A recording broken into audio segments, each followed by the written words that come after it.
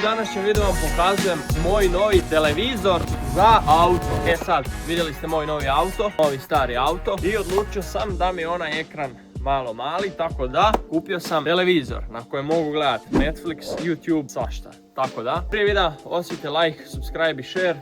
Također zapratite me na Instagramu @DarioCokt i ljudi moji, otvorio sam grupu za klipanje. Ko zna i ko se bavi klipanjem, napravio sam grupu u kojoj ću poklanjati svaki mjesec najuspješnijem kliperu novce, motore, poklone, najviše novce. Tako da ako se bavite time i želite pomoći meni i logično sebi zaraditi nešto, javite mi se na Instagram, napravite TikTok profil ili ako ga već imate, samo krenite klipat moje videe i javite mi se na Instagram i ja ću vas dodati u tu grupu i najuspješniji svaki mjesec će dobiti pare, kacigu, opremu, svašta. Tako da, javite mi se na Instagram. Također zapratite mi na TikToku, tamo isto snimam Supermoto Hus i Dario Cokt, dva profila. Vam je Supermoto Hus zanimljiviji, imaju videi, tako da za ovaj video idemo probati 800 lajkova. Ako dođemo do 800 lajkova, došli smo do 800 lajkova. Tako da, idemo sad do auta i idem pokazati moj ekran. I evo nas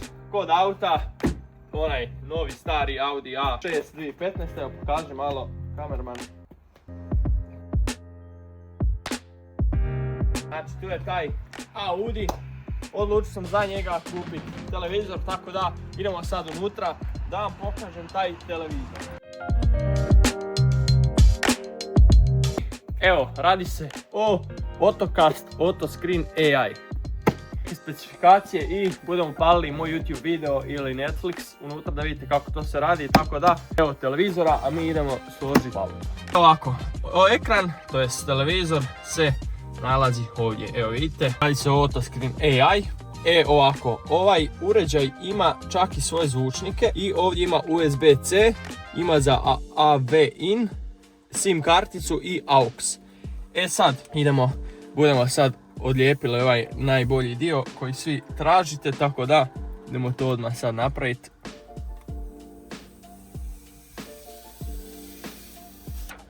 Eto ga.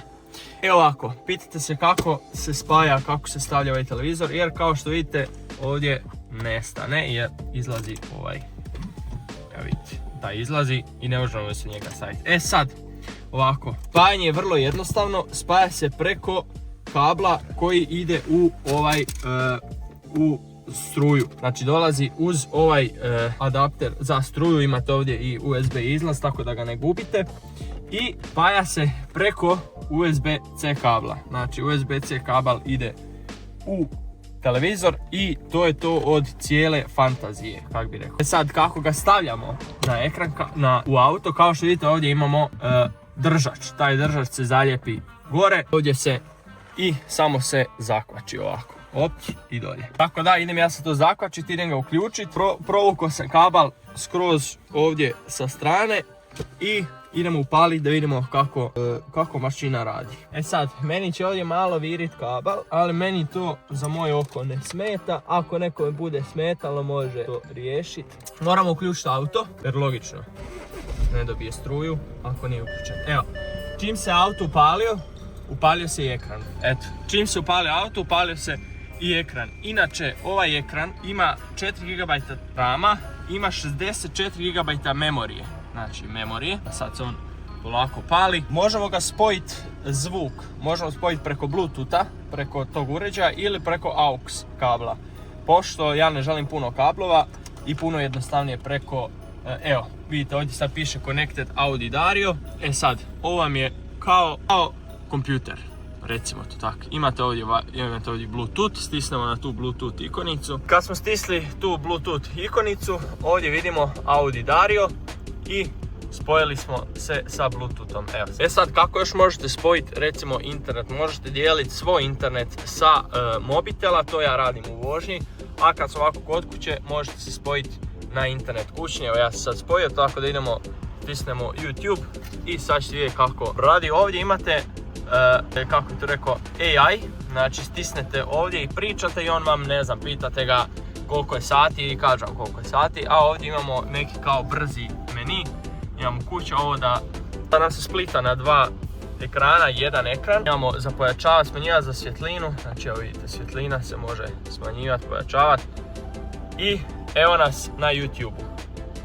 Evo kao što možete vidjeti, ovdje imamo YouTube, sad ću ja upaliti neki video. Evo recimo Darija Kesegija će upaliti. I evo, sad sam spojio Bluetooth na Bluetooth auta. I evo, možemo upaliti video, pojačamo.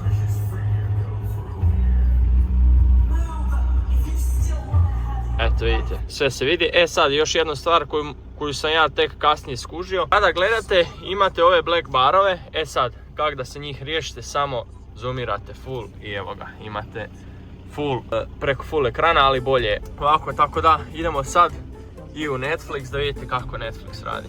Evo, prije Netflixa spojio sam se na CarPlay i evo sad možete vidjeti, imate WhatsApp, svoje poruke, imate normalne poruke, imate čak i mapu, upalite navigaciju i nemate nikakve brige.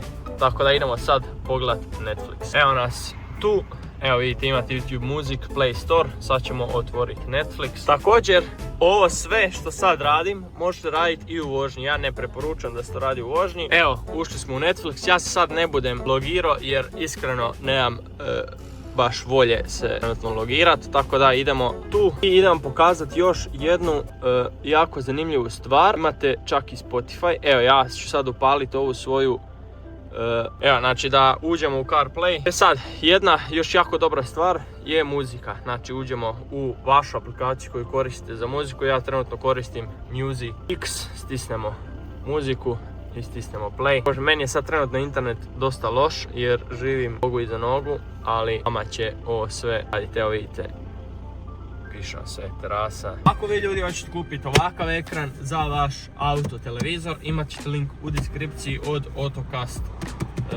ekrana. Znači bitno je samo da imate ovaj utor za struju i to je to. AUX koji vjerojatno ima svaki auto. Znači ima High Resolution Display, HD, sve HD, ima Gemini, GPS, Android, CarPlay. Znači ako imate Android, isto će vam raditi kao i iPhone.